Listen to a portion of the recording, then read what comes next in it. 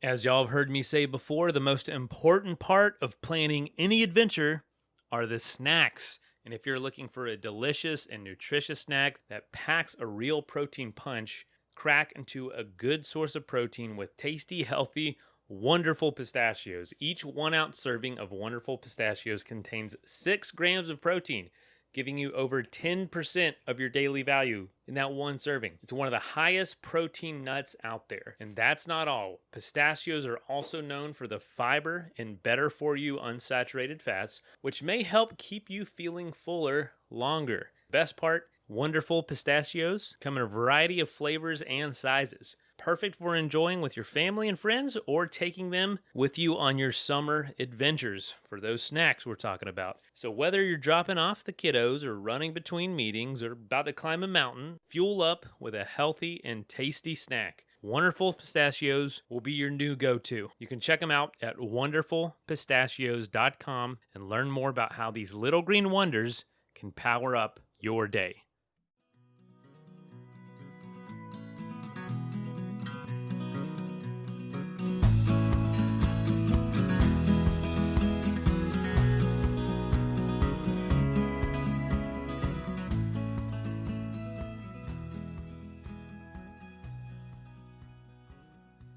Hey folks, welcome to the Adventure Sports Podcast. I'm your host, Mason.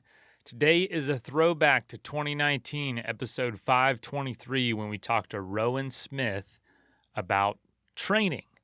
And since we had this episode, Rowan has started a podcast, which he actually talked about in this episode, called Training for Trekking, the Training for Trekking podcast.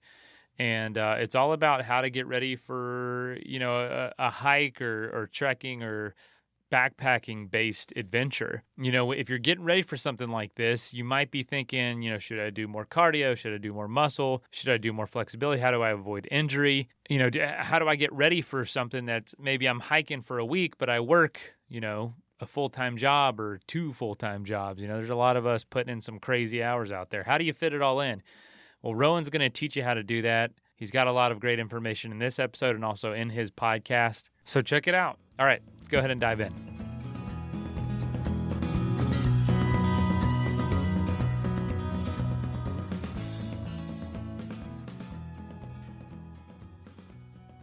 Today, we're covering a topic that is definitely something I need to work on. I don't typically... in the past, I used to not train so much and let my body just kind of take a brutal beating every trip. But I was younger then. I'm not so young now, and I got to really be diligent about preparing myself. And today we have Rowan Smith that's going to come in and help us do that. Rowan, welcome to the show, man. Oh, thanks so much for having me. Yeah. Excited to be here. Awesome. And where are you coming from today? I'm coming from Sydney, Australia this morning. That is awesome. I bet it's nice and warm. Yeah, it's looking like it's a nice day outside, so I might be popping down the beach after this. So not bad at all. Awesome. That's fantastic. So yeah, man. So tell us about your company, Summit Strength, and what you do. Yeah, so basically what I do is Summit Strength is a personal training service which specializes in preparing hikers, trekkers, and backpackers for their bucket list adventures, basically. So for a lot of the people I deal with, people are going out on these big adventures. So things like they might be going over to Nepal for the Himalayas. They might be doing their first, going over Kilimanjaro and trying to climb up that, or doing their first multi-day trek. Right. And basically people come to see me just to sort of get that real confidence in their physical performance and also just get on top of the injury sides of things so they can go out and not only complete these adventures, but actually be in a position where they can thoroughly enjoy the process and not just be dragging their feet the whole way and just praying for the end, in all honesty. Wow. Now, do you think there's a lot of that in the adventure world? Yeah, absolutely. I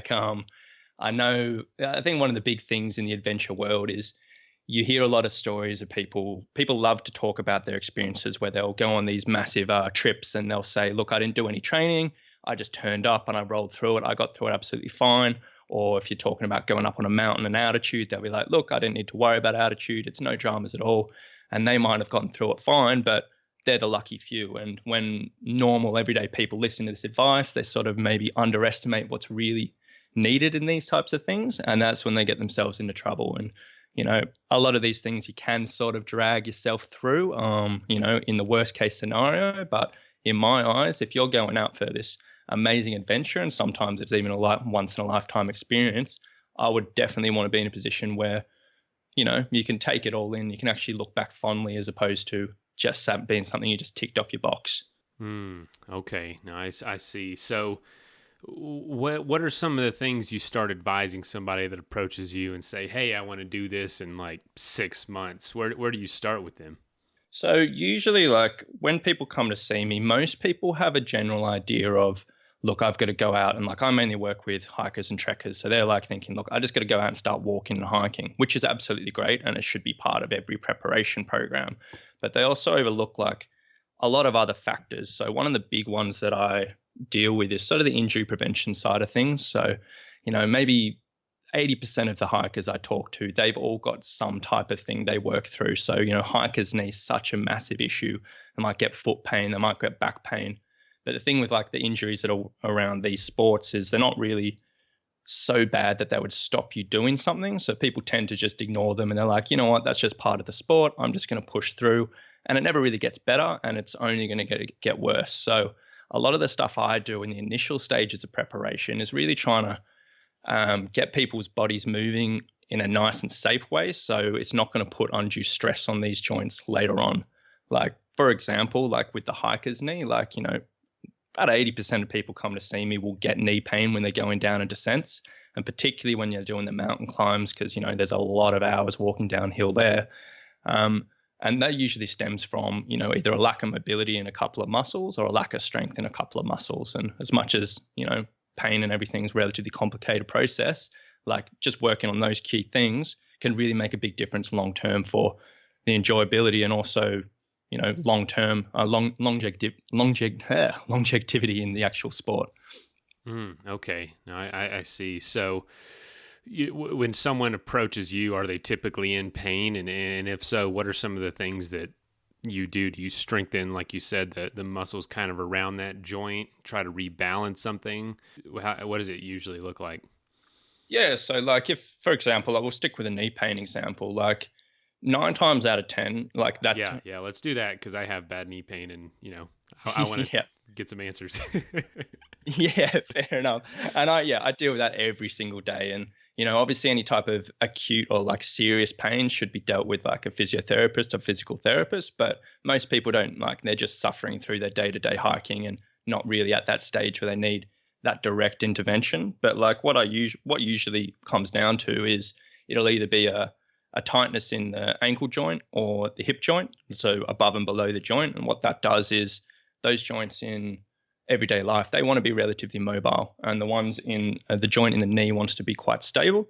And what happens is when these joints get a little bit too tight, the body will be like, hey, I need to find movement somewhere and I can't find it in these joints. So I'm just going to make the knee a little bit more movement and a little bit less stable. And that's when you start getting a little bit of pain through there. So 9 times out of 10, loosening up sort of the ankles and the hips tends to do wonders. And then on top of that is sort of a bit of strengthening and stability stuff. So on top of that is the glutes, which is the bum muscles, and also the quads, like specifically strengthening that inside the gym or at home can, again, just do wonders, taking the pressure off those joints. And those things tend to be just skipped over in the hiking and trekking world for whatever reason. And everyone just loves to work on their cardio, which is great. But I find, working once or twice a week on those particular things can absolutely do wonders. And you can really fix up a lot of issues in, a relatively short amount of time. Okay. So is this something that you need a gym for, or is this stuff you can do at home? Definitely don't need a gym. Like, a gym environment always is just really a place to make it easy for yourself because everything's set out. All the weights are there. Like, and, it's just a mindset thing. Walking in the gym doors, you're going to work out. But I would say about 50% of the people I work with just don't like gyms in general. So it's very, very easy to do it at home. So probably one of the very, very best exercises you can do in this situation is like the simple like step down, which is literally standing on top of a step and then slowly lowering down your heel to the floor and then coming up. And even like if you're coming off like you can just Google that and there's 1,000 videos for it, but even coming off like a 2-inch step, that can be real strain for some people just to stabilize the knee. And then from there, like you might think, hey, that's way too easy for me. I can, why would I waste my time doing that? But there's probably like 6 or 7 different exercises which you can sort of make it slightly harder and which you can sort of progress through months and months. And no matter how strong you are, there's always going to be an option for you in that particular step down movement. But it's going to be so effective at strengthening up the knee, the glutes, and really eventually taking a lot of pain away. I assume you've seen this word time and time again with clients and adventures that you've worked with personally. Oh yeah, absolutely, absolutely. And it's often that just eye-opening moment you see from a client, and it might not happen immediately after a couple of weeks, but you're like, look, just stick with it 4, 5, 6 weeks, see how you go.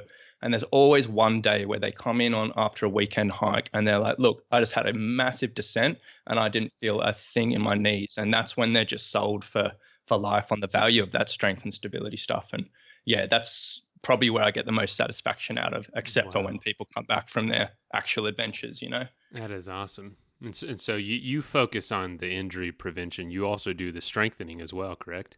Exactly. So the strengthening side, again, that's sort of a progression from the injury prevention side of things. And the strength stuff is really, really important for, trekkers, hikers, mountaineers, purely for the fact that we already talked about injury prevention, but also as you get stronger muscles, improves something that's called your movement efficiency. So basically every step that you take, whether it's on the flat or going uphill, your body uses less energy.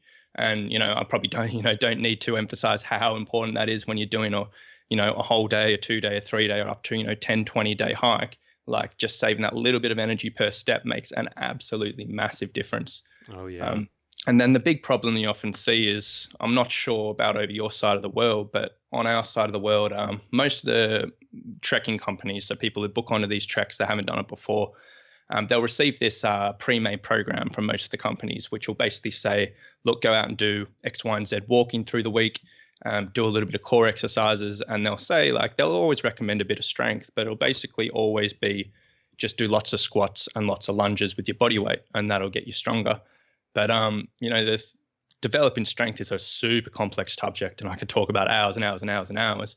But one thing that's really important when it comes to that is something that's called overload or progressive overload, which basically means the body gets really used to things very quickly, and you always need to challenge it in particular ways so it keeps on adapting. And the easiest way to do that is add a little bit of extra load. So if you're holding weights, or make the exercise a bit more difficult. But the drawback of this thing that you see time and time again is it's just saying, hey, I'm going to do 12 weeks of body weight squats and maybe do a few extra repetitions. And it might, feel good. It might get you huffed and puffed, but it's not really doing super much for benefits of the injury prevention or the movement economy. So I really seen that all the time. It makes me a little bit sad. Interesting. So what would you change about that program? What would you say different? Instead of doing those body weight things, maybe add something to that to make it a little more geared towards injury prevention as well as strengthening?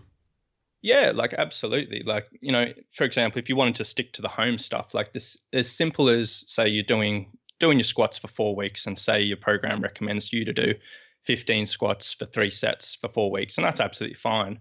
But then into the next 4 weeks, you might say, hey, I'm going to add a little bit of weight. So I might just put a backpack on my back or my front and add 5, 10 kilos in that.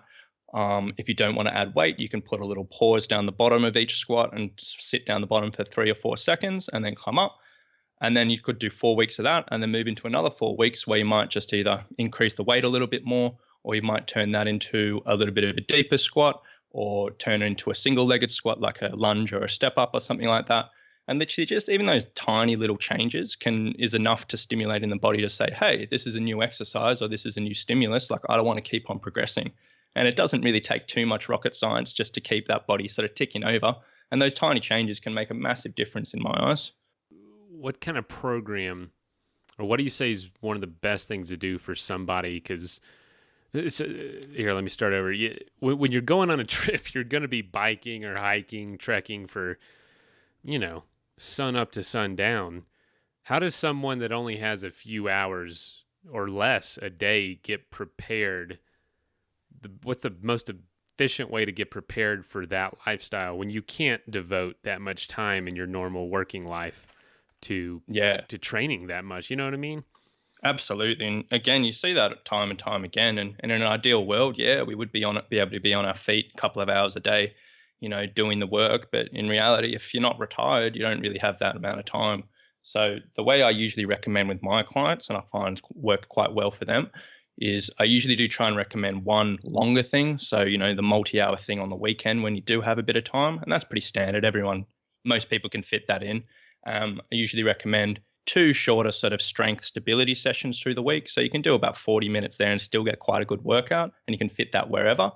And then also, depending on time, it'll be one or two extra sessions of either another longer session, but might be in a gym environment, or might be a little bit closer to home. So you might be doing your stair sessions or your hill sessions, or something where it's a little bit more overloaded. So you might put on a heavy pack, which would be anywhere between 10 and 20% of your body weight. And then you might just be doing some hill intervals or some stair intervals there. And as much as high intensity trainings a really, really big thing in the world, and doing your burpees and your squat jumps and all of that is a massive thing in the fitness world at the moment, it's probably not the most beneficial use of a trekker's or a backpacker's time, but doing something really specific to their sport, like going up a hill or going up a set of stairs or walking on a treadmill with a loaded pack, that can be really beneficial.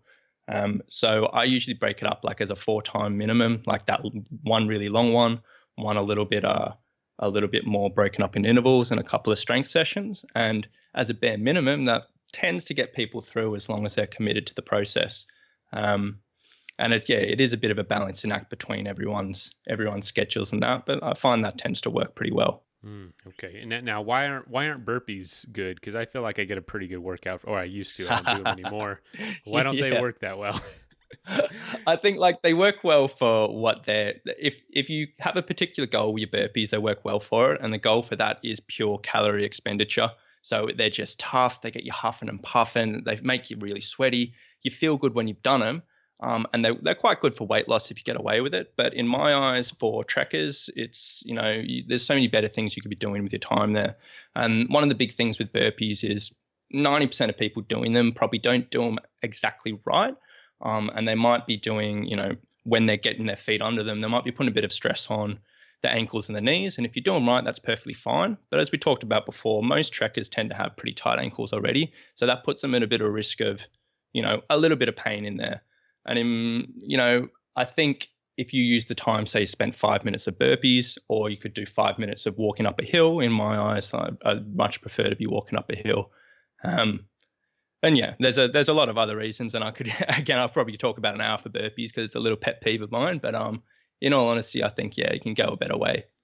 Yeah, I mean, I don't like doing them just because they make me huff and puff so much. So Yeah, I think that could have been the very root cause of why I don't like them. Initially not liking doing them myself, and it might have turned into professional dislike, but whatever you got to justify, eh?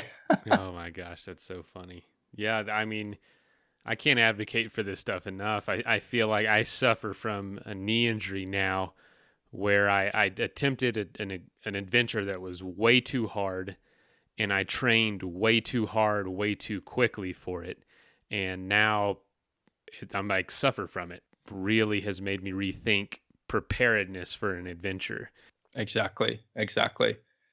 And I think a lot of people just underestimate what's involved in these types of things. And unless they've been doing it for a lifelong, like as a lifelong passion, they sort of understand, look, it's going to be tough. A lot of people might step down. Like I deal with a lot of people in their milestone birthdays, so their 40th and their 50th. And a lot of the mindset that I see is, in their youth, they were, or, even their 20s and their 30s, they were big into sports. They might be big into runners or, playing footy or something like that. But then they've realized, exactly as you said, like, body starts to slow down and those type of sports aren't so appropriate. So they're like, hey, I still want to challenge. I still want to be pushing myself, but something that's going to be nicer on my body. And they're like, in their minds, I think, look, trekking's perfect for this. Like it's a bit lower impact. I don't have to be jumping up and down.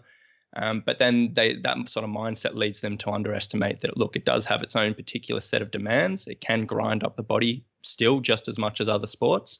And it's just trying to sort of change that thought process to, hey, it's a really easy sport that anyone can do, to something like, hey, I actually should be having to think about what I need to prepare for this so I don't ruin myself, in all honesty. Yeah. I see you have a post about when you get closer to the adventure itself. What's your advice for training as the trip gets closer? Because, you get excited things start happening, your time off work, or you quit your job even, and you're packing and all that. What do you what mostly happens when people get close to the trip? What do they do? Let's take a quick message break and hear from the folks that help make this show possible.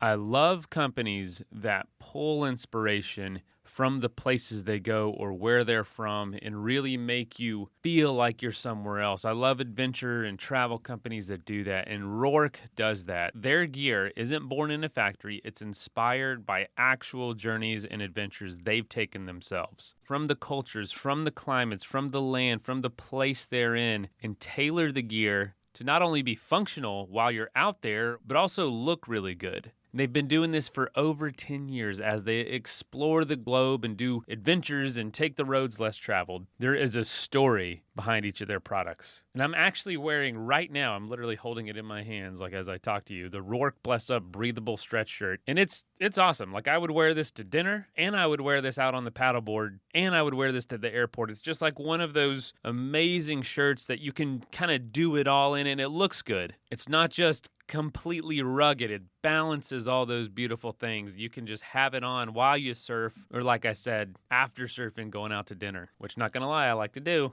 And I also have the Accomplice Mule 45-liter bag. It's my new podcast bag. So all the equipment, if you don't know, I have to travel a lot.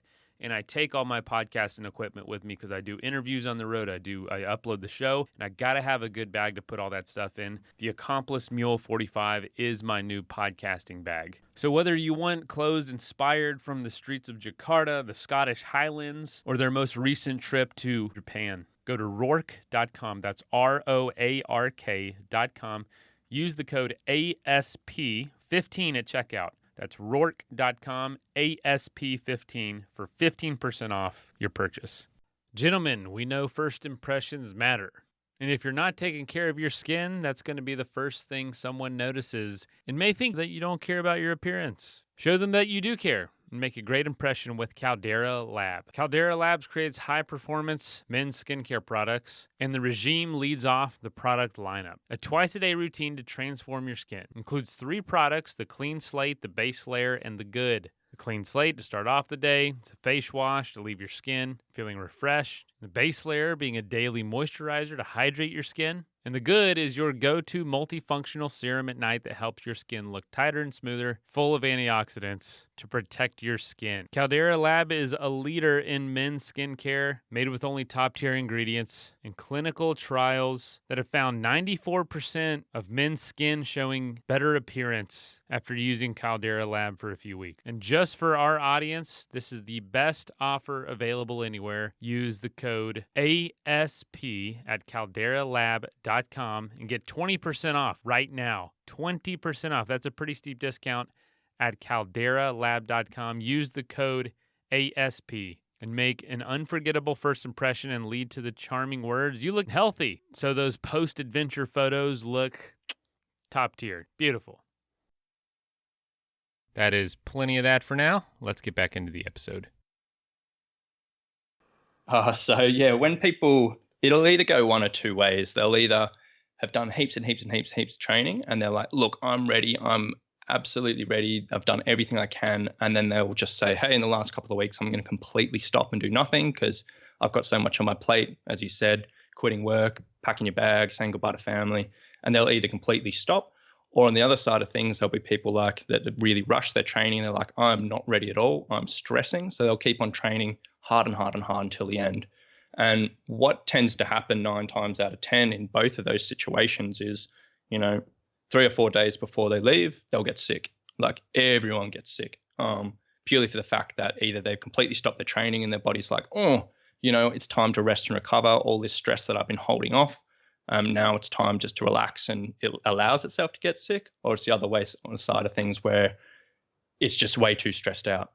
And so I usually recommend, 2 weeks before going on a trek is when you want to be doing your longest hike. So whatever max distance you're aiming for, 2 weeks out from there. But then for the next 2 weeks is sort of trying to maintain a little bit of exercise to keep you in a good mindset, to stop yourself absolutely stopping anything, and maybe cutting your volume in maybe 2/3 or something like that. depending on the person. So you're still moving, you're still training, but it's all right. And it just gives you a little bit more leeway for the body to recover, but for not to completely stop and you just hit that sickness zone, in all honesty. And then I put a huge emphasis on really looking after yourself in that time. So as I said, there's going to be so much stress. So trying to do a few stress release techniques, and maybe just a little bit of journaling at the end of the night, or a little bit of stretching, meditation here and there. And then really, really honing in on the nutrition, which is just like eating lots of veggies, in all honesty, without getting too specific, because, you know, in those times people are like, hey, I've got too much on my plate, I'm going to go out having dinners for socializing, or I'm going to be getting takeout because I just don't have time. But again, with that change of diet, if you're not getting everything you need, again, it leads into sickness. And I think for me, the number one priority is just trying to avoid that before people go, because it's just one way to really get in the way of the enjoyment of an adventure. And if you're going up to altitude or something, it's something that's really going to cause you quite a bit of issue. Yeah. No, that's good. And you mentioned diet. I I saw one of your posts. I know for a fact you're Australian because one of your sources of iron is kangaroo. Yeah, I actually put that in for a bit of a joke, because I know I have a bit of people looking over from the US and the UK. I was like, you know what, I'm going to throw it in there. That's hilarious, man, because it's like right next to the beef and the salmon and tuna, and I'm like, what the heck? Yeah. There's fruits and nuts, and it's funny. I love it. I love that you picked up on that. That's great. Well, it worked. Yeah, your joke worked. Oh man. So yeah, you know, as you get closer to the trip, you know, you want to make adjustments but not lose focus. How long out do you basically advise people to start training for something that is really out of their normal life? I usually recommend, as a minimum, 16 weeks. Purely for the fact that a lot of people get away with doing it a little bit less than that, but I find that 16 weeks is a really good period, that if you do discover that you have a few limitations, so whether you're getting a bit of pain, or whether you're just not as fit as you thought, or whether even you get sick or have a holiday in between there, you have a little bit of buffer room to fit everything you need in. If it's something major and you haven't exercised at all, or even if you're trying to do it yourself and you don't really know how to be quite as efficient as you could, probably a little bit longer, because you have a little bit more leeway. But I find when people try to squeeze things in this, like in less than that, or less than 12 weeks even, which is such a common thing, everything's just rushed, and, you know, you tend to miss out on crucial elements. So you might not have enough time to develop that strength and stability, and you might just have to focus on your cardiovascular output, which is fine. But then, as we said previously, you know, you might be setting yourself up for a few troubles on the trail. So I usually say 16 weeks is a good number. And if you start getting a little bit lower than that, basically the sooner the better, because, you know, you don't want to be stressing yourself out before the end.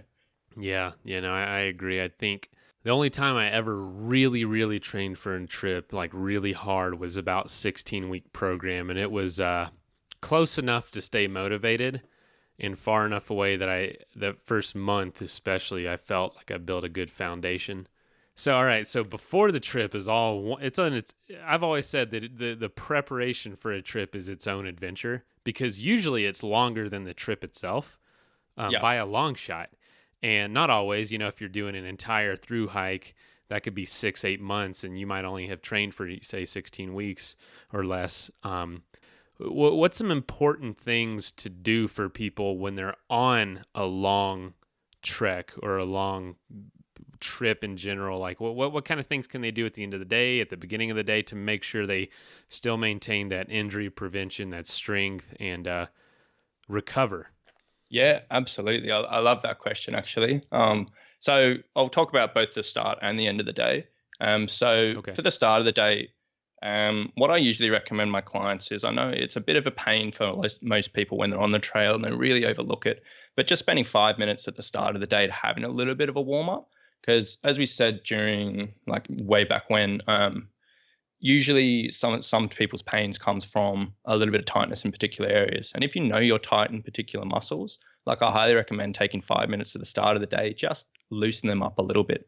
Because the tendency for people is they'll go on the hikes, they go on the treks, and the first, 5-10 minutes, maybe up to an hour, depending on how bad you are, you're going to feel tight, you're going to feel stiff, and even a bit sore. And people just say, hey, I'm going to warm into it. And eventually do feel better.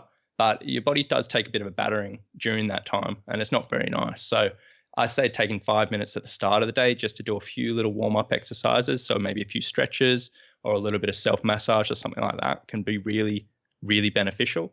And people might give you some funny looks if you're doing stretches before you start moving, but I tell my clients just to ignore it and just do it. Oh yeah.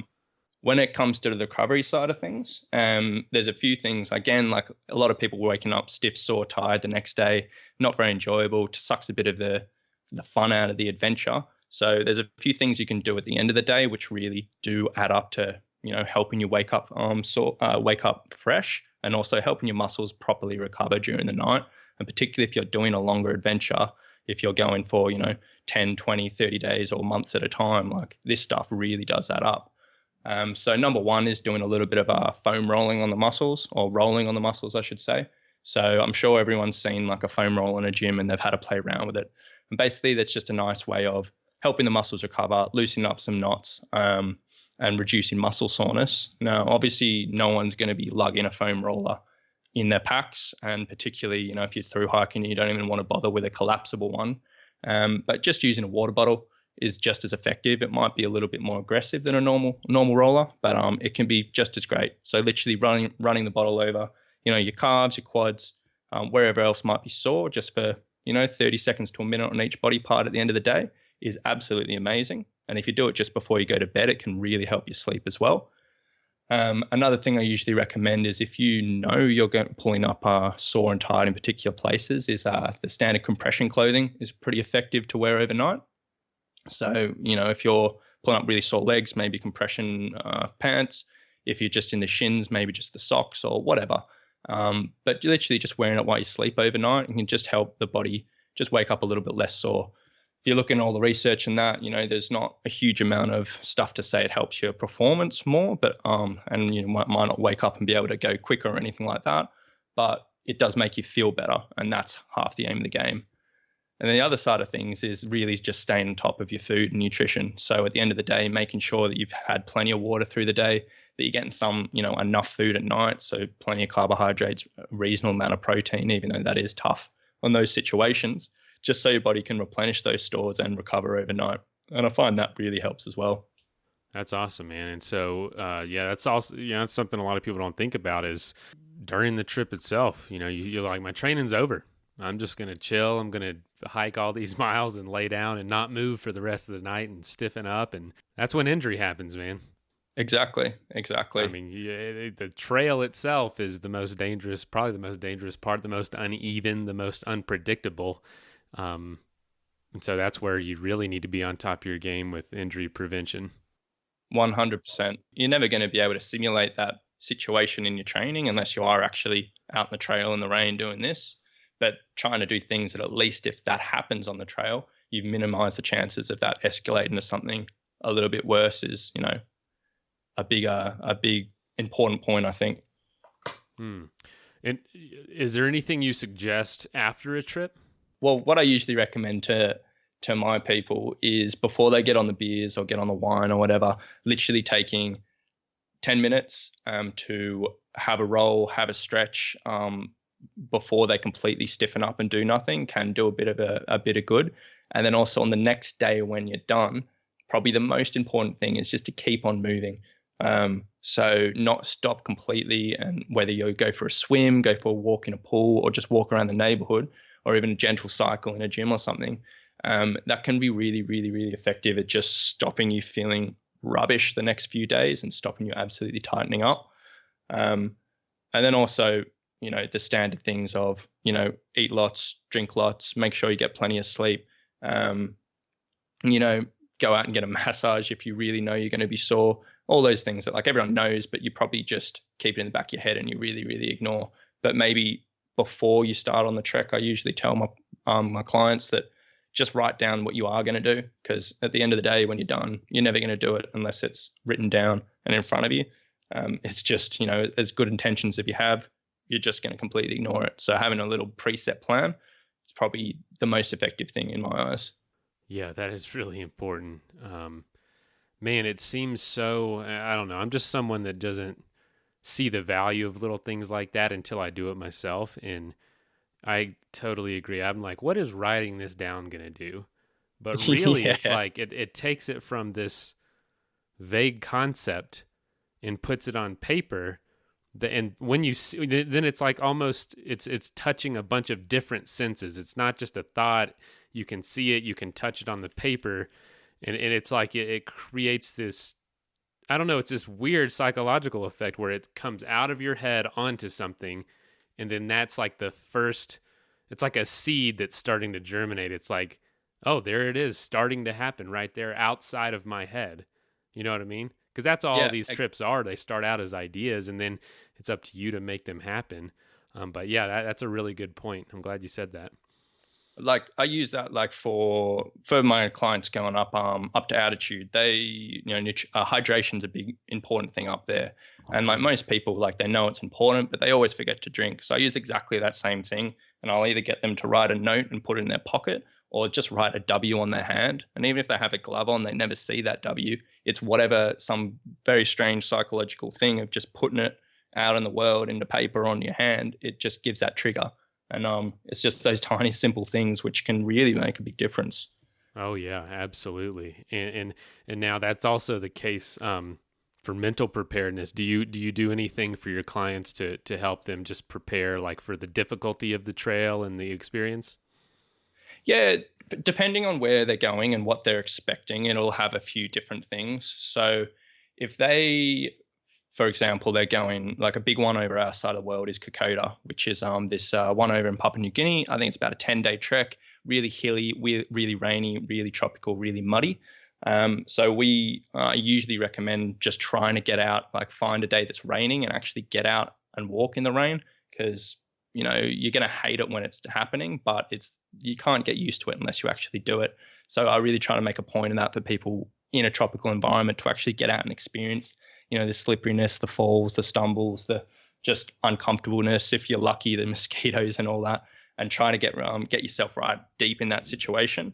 The same thing as if you're going to do a mountain summit, and like particularly for my Kilimanjaro clients is, most people wake up before the sunrise and have to walk for anywhere between 10 and 17 hours in that day, that final day. And there's nothing that's going to prepare you for waking up tired, cold, and in the dark and having to hike than actually doing it. So you usually recommend, hey, get up at 2 a.m. or whatever you need to do, put your TED torch on and go do a trail, which, obviously not in the middle of nowhere where no one's going to find you if you fall, but something that's relatively close, but still quite undulating and quite difficult. And so you can sort of get your head around, look, this is going to suck. This isn't going to be quite as much fun as strolling around in a lovely sunshine, but that gets them used to it. And then finally is like, if someone has really never been part of one of these slogs, and when they're going to have to be walking 12 hours a day or 15 or 17 or even 20, depending on where you are, is once in a while, not very often, but where once in a while is just putting them through something really ridiculous. So some people call them a grind session, which is basically something that's just really simple. So it might be pushing a sled in a gym. It might be walking up and down on soft sand. It might be going up and down a hill, but just doing something that's really low risk of injury, but you do it for a very, very long amount of time. So something like, you might do 7, 8, 9 hours of the exact same thing, and it's not much fun. It's really pretty boring in all honesty, but it's that absolute slog and that repetitiveness and just finding that happy place within your thoughts, which everyone's got to find on the trail in some way, and just trying to simulate like that there while you're at home. So you can say, hey, I actually know how to deal with that sort of, insanity in my mind when I'm going and going and going. I've been there, and then, hopefully it translates a bit to while you're actually in the situation, wherever you may be. That's really good. You said that slog and finding your happy place. I have a friend that he's like a professional athlete and guide, and he's crazy. And he will leave his home at midnight every Wednesday and bike for 24 hours until the next midnight. Every Wednesday Wow. when he's home and not on the adventure. And I'm just like, could you imagine staying up first of all till midnight, and then, or getting some sleep and then going, and then knowing you have to bike all night, all the next day, and then halfway through the next night. And and he has kids, and he'd like have to schedule it all out. And I just think, man, forget that. Like Yeah, like that's incredible, but my gosh, like it takes a definitely a very committed soul to be doing that. yeah, it's unbelievable. And I just like, oh, it just makes me sick just thinking about it. But I will say, like you said, when you are out there, it's just slogging for hours, and if it's day after day of that, you do find this place in your mind that's, or you enjoy kind of just meandering in your mind. I remember having just a terrible time in the rain on a bike trip for like a week, and then I remember just being excited to get going every morning because it was hours of movement, and you could just drift off into like childhood memories or fantasies of like what you imagine your life to be like in 20 years or whatever you wanted. It was almost like reading a book, and you just kind of got lost in it, and Yeah, it was awesome. yeah, I've never absolutely. experienced anything like that outside of an adventure. No, exactly, and it's an amazing place to find like within yourself, I suppose, and it's yeah, there's nothing quite like it, is there? No, it's fantastic, man. So this is really cool. This is really cool stuff. Wow. So, man, I'm trying to think what else. Is there anything else you feel like is important for what you do and what you want to share? Um, I would say probably one of the big things I try to hammer into the people that listen to me online is just trying to put like a bit of structure into what you're doing. Like no matter like, how much time you have during the week or what exercise you're doing, whether you just want to stick on the trail or you want to incorporate the gym, or it doesn't really matter what you're actually doing, but putting a little bit of structure in all your training goes an absolutely amazing way. Like, for example, like with your trek training, like I usually the common thing that I see so many people doing is they'll say, look, I need to hit the trail. I'm going to get ready for this. So every single weekend or whenever they just go out and just hit a random trail that looks good to them. And while that's like, good and it can like definitely get you fit, if you put a little bit of thought behind the process and planned it out a little bit in advance, it can go a huge way. So what I usually say to people is if you know you have an adventure coming up, and you know exactly what you're trekking and what's going on, get out your calendar and just have a sit down and think, what can I fit in my week and my months? When can I actually go hiking, and can I commit to that? And then sort of, as I said earlier, 2 weeks before you head off, you sort of plan your longest session. So have a little look at the local trails or where you might go train on a mountain or whatever, schedule that in and say, look, no matter what's happening in my life, 2 weeks out, I'm doing this. And then just work backwards in the calendar until you're where you are, and slowly work from long distance and tough duration all the way down to probably your easiest trek. And literally spending half an hour doing that and working out in your calendar can put that sort of progression into your training, which we were talking about earlier, and make sure that you're constantly stressing the body. You're doing it in a safe way, so you're not just going into this huge distance when you're not ready. And even that tiniest little change can bring incredible results to people. So I'm happy you gave me that chance, because I really love talking about that. And I think anyone can apply that, even if they don't want to, work with anyone else or work with a team or whatever. Like that's such a simple thing that people can do, but can make all the difference. Wow. Yeah. Do you have an example of a client or you personally that did that and what you were able to accomplish with that process? Oh, like, usually like I do that with the majority of my clients. So we'll just, I'll send them out to do it by themselves, because everyone's got to research their trip and they got to figure out how long their distance is on their longest day and yada yada yada. So but I do that with the majority of my clients, and you can just see after about, as I said, about 6-8 weeks of them following that plan and their own, that progression going up and up and up, they'll come to a point where they're like, look, this is feeling so much easier. And this is like almost like these distances that are almost double that I started as, they probably feel just as tough as the first ones. Like, it's all getting so much better. And they might not say it in those words, but it always happens at a point. And time and time again, you just see it. And it's just that confidence, which they're sort of strutting around internally a little bit. And they're excited to hit the trail because they know they're not going to be dragging their feet up the hills. And they know they're not going to be like hating that extra hour which they've thrown themselves into. And you can always see that switch when they find that place. And yeah, it's really amazing to see. That is really cool. Speaking of which, what's one of the What's one of the most amazing experiences you've ever seen one of your clients do? Let's take a quick message break and hear from the folks that help make this show possible. That is plenty of that for now. Let's get back into the episode. Big question. I think probably one of the most amazing ones I saw was a lady called Mel. So she came to me last year, 2 years ago. Yeah, about 2 years ago, and she was going up to Everest Base Camp, and she had a range of different injuries, like lifelong injuries and problems. So a lot of her training she couldn't do anymore, basically, and she'd been relatively active when she was younger, but she couldn't do it anymore. Stuff in the gym, she was very, very limited because she had quite a few joint issues and that. But she came to see me and she's like, look, I've always wanted to go up to Everest Base Camp.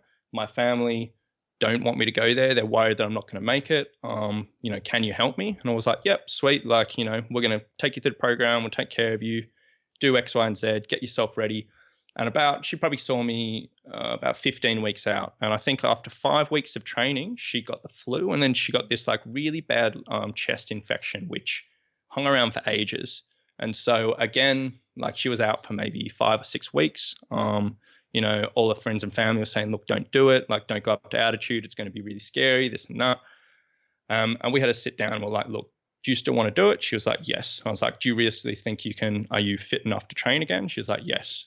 So we took her through a very, very lower intensity program. We sort of worked on more doing things that are going to fit around her illness and everything. And she was just trusted the process and got through. And 2 weeks out, she was still pretty nervous. She got a little bit sick again, but she was like, look, I'm going to give it a go. We gave her all the strategies to work up at altitude, the things are going to help with her. And then she basically made it. So she went off and she took her own time. She didn't chase anyone else.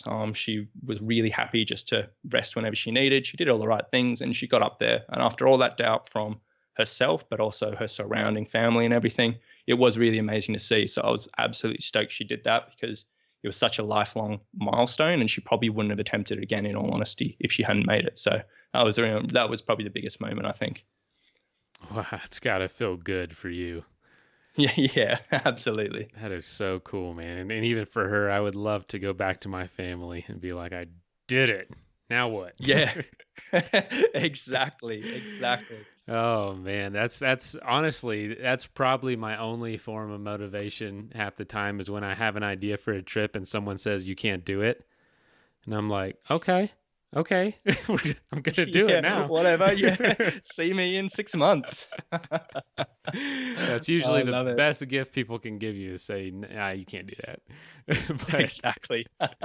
Always look on the bright side, hey? Yeah. Wow, that is really cool. That is awesome. So why don't you tell us about your online summit program? Yeah, absolutely. So basically, as I've been saying, I work with hikers, trekkers, mountaineers, doing their adventures, and I look at preparing them physically and mentally for what they're going on. I found quite early on that, what I was offering in Sydney was quite effective and it was working for a lot of people, but that was only for Sydney-siders, and there was quite a bit, there's so many people in the world who needed more help. So I started offering this online program, which runs through exactly the same principles as what I do in person, but it's all delivered online through a training app and through training videos and through weekly coaching calls. What's different behind it than most of the stuff that's out there is most things you can buy on the internet are just sort of these preset programs, and you'll buy them for a couple $100 and they'll say, do 16 weeks of this, it'll get you to here. But, that'll work in the best case scenario. But if you do have any issues or, you do have personal concerns or anything like that, I don't really think they're very effective. And I think, you can do a lot better. So the personal training I offer is sort of a week by week process. So I'll give you the program for the week. We'll have a chat on the phone each week, and we'll just make sure we stay in constant contact to get you fit, strong, resilient, or whatever you may need for your adventure. And I find we've had quite a few people come through it now. It's still a relatively new service, but quite a few people come through, and it's really, really great. And we've seen some great success stories coming out of it. So if anyone obviously is interested in that, you can find me on the summitstrength.com.au website. But I hope you consider it. If it's the difference between success or not, it's probably going to be worth it. You know what I mean? And training is absolutely the difference for most people between completing the trip successfully and not. 100%. And to have someone, man, that's so funny you say that. I just reached out to my best friend today. He is like the most disciplined person. And I realized everything I've ever done that I consider myself like proud of, he was the one with me. Like he was the one he's the disciplined one that pushed me. And like without him and people like him in this world to motivate, I have a lot of ideas, but man, it is hard for me to come through on one unless I'm surrounded by people who are like push me to do it. And then the feeling of just, the satisfaction of doing it is just like nothing, you can't explain it. And when you have 100%. This goal and you have someone like you that can be there reminding you every day, hey, do this, it's going to be worth it. And then you complete it. Holy cow. There's nothing in the world that's better. Exactly. And I always say, if you're putting yourself out here for this like once in a lifetime adventure, in all honesty, you want to be doing everything you can to make sure you're successful and you enjoy it. Because more than likely, if it's a massive challenge for yourself and you don't do it, 9 times out of 10, you're probably not going to go back and try it again. So, yeah. Absolutely. Wow. Well, yeah. So Rowan, thanks so much, man, for being on. Is there anything else you'd like to plug or anything you'd like to share? No, look, I guess on the website as well, there's, I run a standard blog with a whole bunch of stuff about training for trekking, training for altitude and all of that. One of the big things I'm trying to do at the moment is just trying to get as much free information out there as possible, because I feel like the stuff out there at the moment on these subjects is probably not very good, in all honesty. So I'm just trying to pump out a lot of free content, which you can find on the website or on the Facebook page. So yeah, if you want to have a look through, get a few ideas for your training and all that, you're more than welcome to help yourselves. But thank you so much for having me on, Mason. I really appreciate it.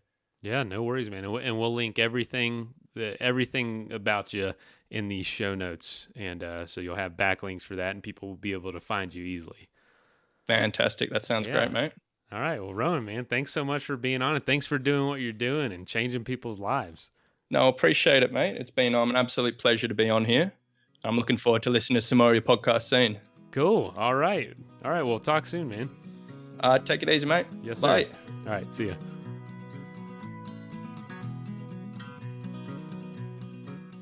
First of all, thank you so much for listening. It means the world to us that you choose to listen to this show. If you'd like to help us further, you can leave a review on iTunes, share us with your friends, your family. It goes a long way to growing the show. You can also support us financially through patreon.com/adventuresportspodcast. Link is in the show notes. And also, if you have an idea of who could be a good guest for the show, we're always looking for people to tell their story about the outdoors or adventure. So if you know someone, please reach out. Email us at info@adventuresportspodcast.com. And until then, get out there and have some fun.